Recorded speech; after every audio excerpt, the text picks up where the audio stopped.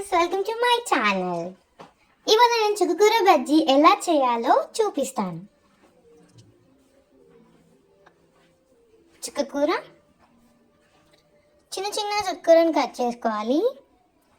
మిర్చి garlic paste mix చేసుకొని పక్కన పెట్టుకోవాలి.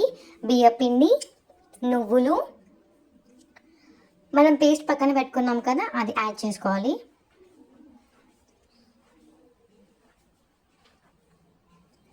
ఆకు పిండి ఎంత ఉందో దానికి తగినంత ఆకు తీసుకొని మనం మిక్స్ చేసుకోవాలి.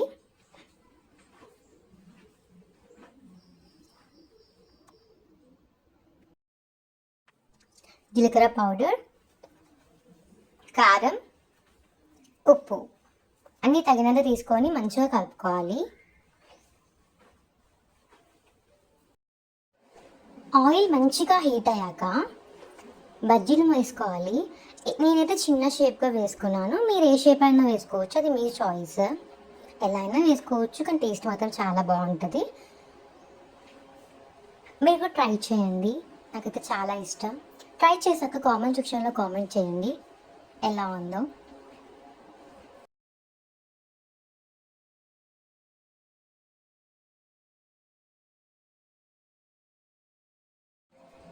Like, share and subscribe to my channel.